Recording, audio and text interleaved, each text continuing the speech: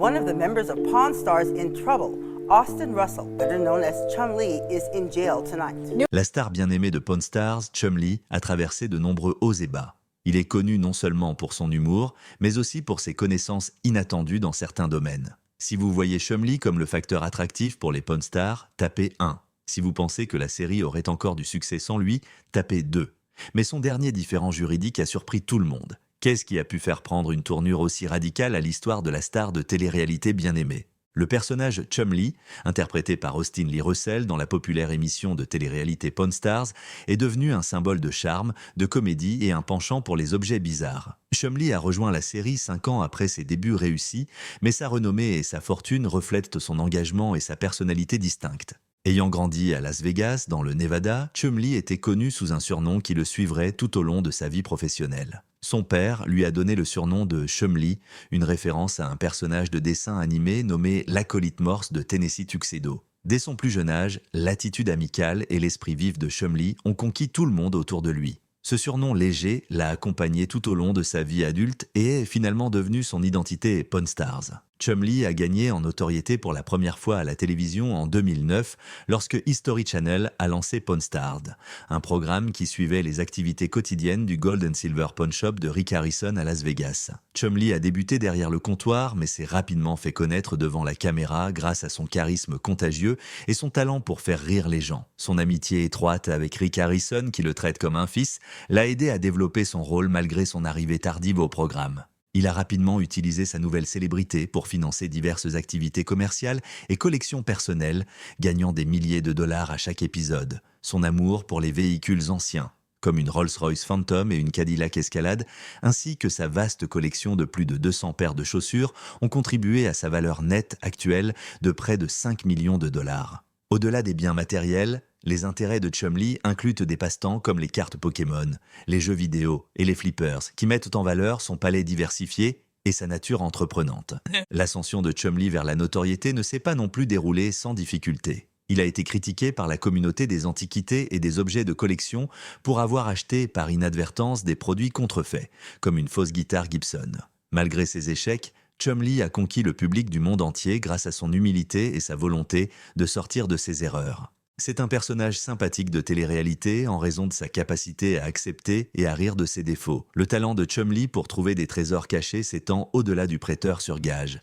Il porte également un vif intérêt aux antiquités et aux chaussures anciennes. Chum-Li est bien connu pour sa capacité à distinguer rapidement les vrais Jordan des faux, mais ses connaissances vont au-delà des antiquités pour inclure des vélos rares et des épées de samouraï. Ignorant que les 3 épées de samouraï valaient près de 13,0 $, Chum-Li les a échangées contre 3 800 $ dans un épisode mémorable de Pawn Stars. Le public a été impressionné par cette transaction marquante qui a démontré son attitude positive et sa capacité à conclure des transactions lucratives. Ses incursions en dehors de Pawn Stars ont également été remarquables. L'amour de Chum-Li pour les choses rares et précieuses a été démontré lors de la 8e saison du programme lorsqu'il a dépensé 8 700 $ pour un vélo Bodouin Spacelander dont la valeur était estimée à 20,0 $. Les téléspectateurs ont été stupéfaits par ses tactiques financières audacieuses et par la diversité de ses goûts après ce déménagement. L'entreprise de confiserie de Chum-Li est un autre exemple de son énergie commerciale en dehors de la télévision. En réponse à la demande des consommateurs et à ses propres goûts,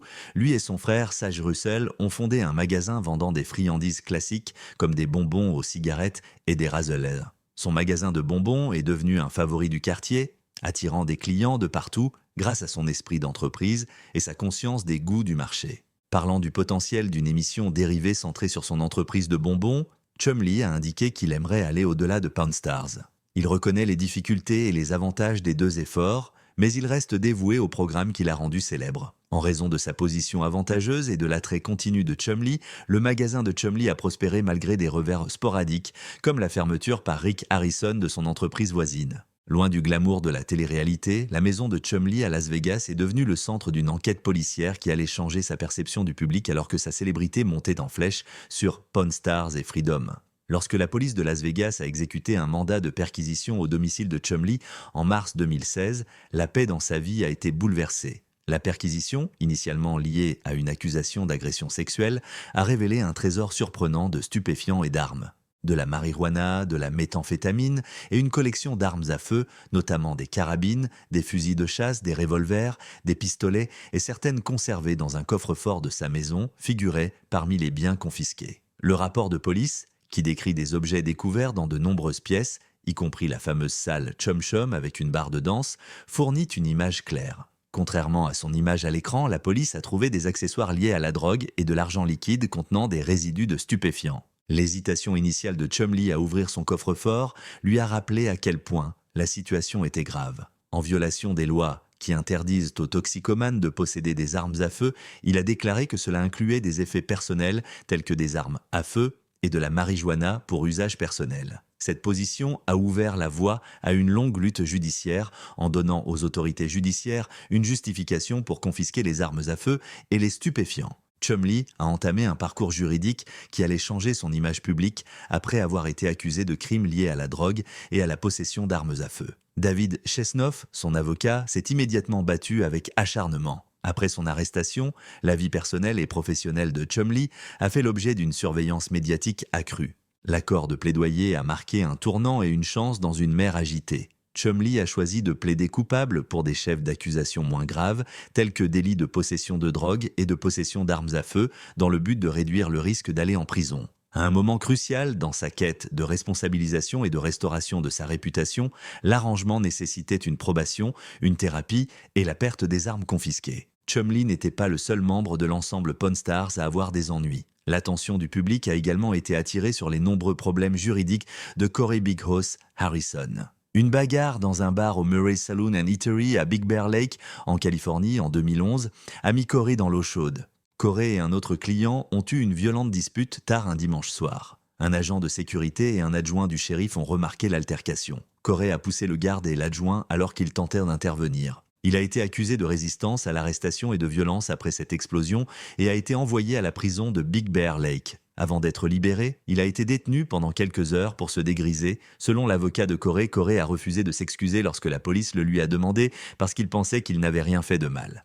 Mais ce n'était pas la fin des problèmes de Corey. En 2021, il a de nouveau fait l'actualité, cette fois pour avoir endommagé un véhicule récréatif de location. Grâce au marché de la location de camping-cars, Corey avait loué un camping-car de 37 pieds auprès de William Villafana. Corey prévoyait de passer 3 jours dans le désert californien en utilisant le camping-car comme bureau. Mais lorsque Corey a rendu le camping-car 6 jours plus tard dans un désarroi total, les choses ont empiré. Le propriétaire du camping-car, Villafana, a été surpris par l'état de sa voiture. L'intérieur du camping-car a été détruit, l'auvent avait disparu et la carrosserie a été endommagée. Les images montrèrent des câbles arrachés, du sable partout, des bouteilles de vodka éparpillées, des œufs brisés sur le sol et des serviettes sales par terre. En raison de l'ampleur des dégâts, Villafana a estimé que les réparations coûteraient entre 20 € et 30 $. En décrivant son histoire, Villafana a mentionné que lorsque Corey a amené le camping-car pour la première fois, il ne l'avait pas reconnu. Le contrat de location a été exécuté sans aucun problème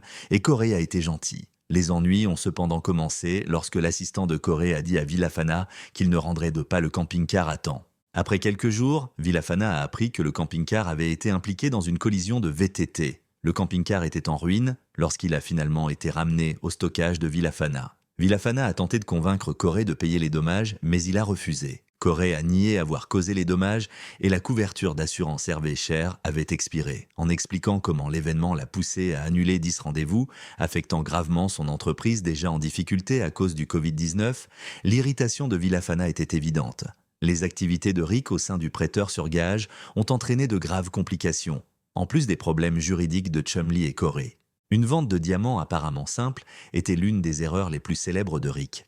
En entrant dans le prêteur sur gage, un homme vêtu d'un costume élégant a exposé ce qui semblait être une collection de pierres précieuses inestimables. Expérimenté dans ce genre de transaction, Rick a réalisé une analyse complète. Il a exigé une preuve d'achat, s'est renseigné sur l'origine des pierres précieuses et a posé toutes les bonnes questions. Le commerçant a produit des reçus d'apparence authentique et des réponses convaincantes. Rick a acheté les pierres précieuses pour plus de 40 $, en toute confiance dans la transaction. Mais quelques jours plus tard, les flics sont arrivés au prêteur sur gage avec de mauvaises nouvelles. Il avait été affirmé que les pierres précieuses avaient été prises. Les réponses et les reçus, qui semblaient authentiques, faisaient partie d'un canular complexe. Les bijoux ont été saisis par la police et restitués à leur premier propriétaire. En conséquence, Rick et le prêteur sur gage ont perdu la totalité des 40 $, ce qui les a laissés gravement à court d'argent. En guise de leçon coûteuse sur les dangers du prêt sur gage à enjeux élevés, Rick a par la suite considéré cet événement comme l'une des plus grandes faillites de l'histoire du magasin.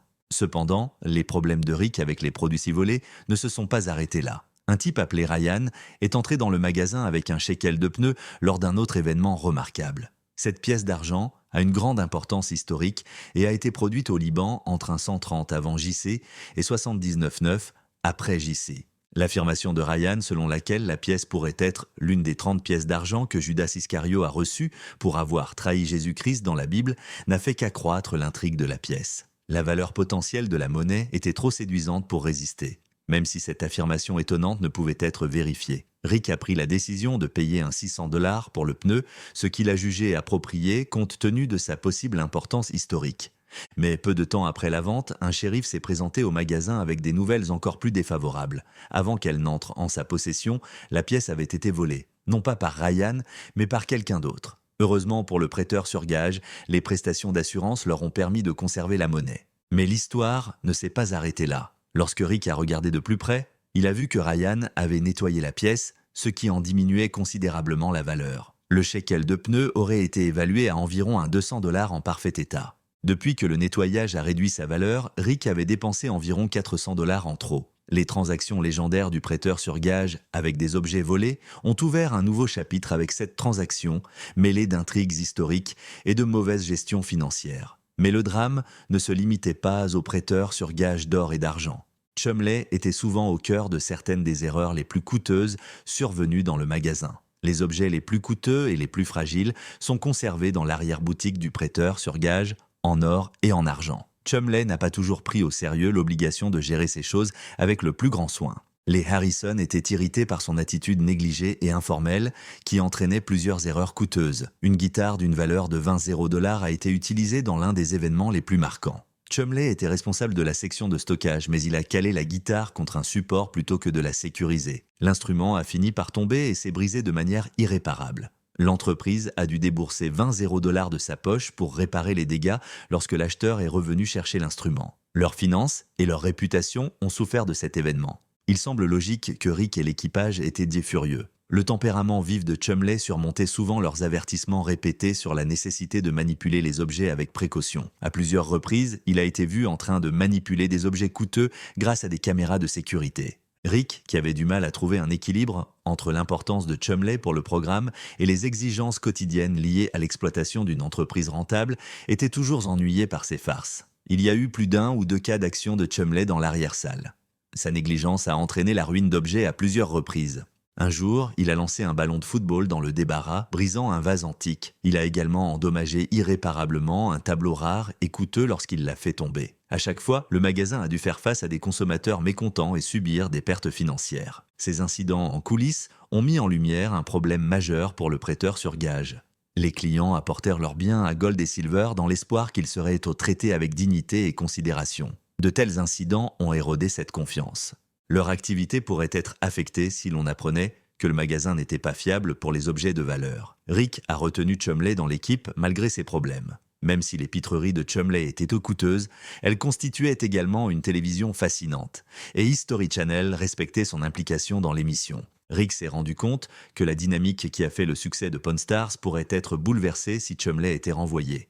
Mais cela nécessitait de trouver un moyen de réduire le mal que Chumley pourrait causer. Une moto vintage a fait l'objet d'une erreur particulièrement coûteuse. Curieux et sans surveillance, Chumley a pris la décision de le conduire par l'arrière. Le vélo d'une valeur de plusieurs milliers de dollars a été gravement endommagé lorsqu'il s'est renversé. En plus des nombreux faux pas de Chumley en coulisses, l'entreprise a dû payer pour les réparations. Même si la patience de Rick était souvent mise à rude épreuve, il comprenait à quel point la présence de Chumley dans le programme était importante. Même si les farces et l'attitude excentrique de Chumley ont posé des difficultés à Rick et à l'équipe, les fans l'ont adoré. Même si les machinations de Chumley en coulisses les étaient amusantes, le prêteur sur gage d'or et d'argent a dû faire face à des problèmes bien plus graves, notamment des erreurs coûteuses et des activités douteuses. Une paire de pièces d'or exquises a été impliquée dans l'un des événements les plus controversés. Pendant le tournage, Jennifer Beckman est entrée dans le prêteur sur gage et a proposé de vendre de précieuses pièces d'or. C'est ainsi que l'histoire a commencé. La transaction semble simple. Tout le monde était content une fois qu'elle avait fourni les pièces et le magasin a payé plus de 10 $. Mais ce n'était pas facile. Rick et son groupe ne savaient pas que les pièces avaient été prises. Suite au vol de l'argent par Jennifer, son oncle a rapidement pris conscience de ce qui s'était passé et il a immédiatement contacté les autorités afin qu'elles puissent enquêter sur la situation. Jennifer a été placée en garde à vue par la police dès leur arrivée et son oncle a demandé qu'on lui restitue son argent dès que possible. La situation difficile dans laquelle se trouvait le prêteur sur gage s'est rapidement transformée en un cauchemar juridique en raison des circonstances. Le problème le plus important à résoudre, toutes les pièces avaient disparu sans laisser de traces. Rick avait déjà choisi de les faire fondre afin d'en tirer le meilleur parti, ce qui est un processus de routine sur le marché des prêts sur gage, mais un problème sérieux dans ce scénario particulier. Même si la loi protège fréquemment l'élimination des objets volés, cette limitation ne s'applique pas aux pièces d'or. Les pièces d'or sont exemptées de cette restriction. La société de prêt sur gage s'est retrouvée dans une situation difficile en conséquence directe de cette exception particulière. Parmi d'autres facteurs qui ont ajouté à la complexité du scénario, citons le fait que l'oncle affirmait que les pièces valaient plus de 50 000 $. Il s'agit là d'un élément supplémentaire qui contribue à la complexité de la situation. Ces personnes, dont Rick et les autres membres de son groupe, estimèrent que cette évaluation était excessivement positive et mettait en doute sa validité. Ils ont été placés dans une situation où ils ont été financièrement exposés et leur réputation a été ternie à la suite de tout cet épisode. D'un autre côté, ils ont été mis dans cette position de vulnérabilité. En raison des précautions juridiques mises en place, la tentative de l'oncle d'intenter une action en justice n'a pas abouti et le prêteur sur gage n'a pas pu remettre les pièces dans l'état dans lequel elles avaient été trouvées. Aucun de ces résultats n'était prévu d'une manière ou d'une autre. Cependant, le fait que le prêteur sur gage fonctionnait dans le respect de la loi ne changeait rien au fait qu'il finissait par donner l'image d'un prêteur sur gage assez peu fiable dans l'ensemble. Le parcours de Chumlee pour devenir une célébrité n'a pas été dépourvu de son lot de moments mémorables, malgré les défis et les conflits qui l'ont accompagné. Certaines de ces occasions ont été exceptionnelles,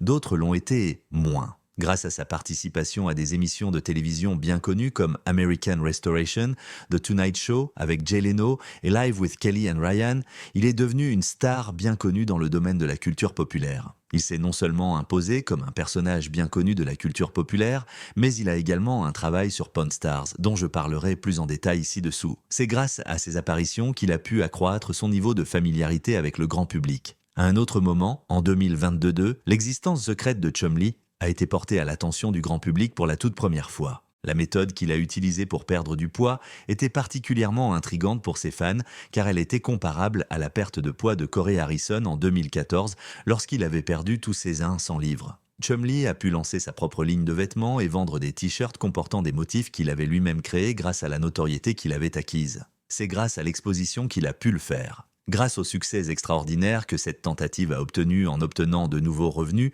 son portefeuille a pu acquérir un flux de revenus supplémentaires, ce qui lui a permis d'augmenter son revenu global. Une autre preuve que Chumlee est déterminé à élargir ses intérêts commerciaux est le fait qu'il a dépensé un total de 10 500 $ pour acquérir 50% des avoirs de Rick Harrison dans l'industrie du prêt sur gage.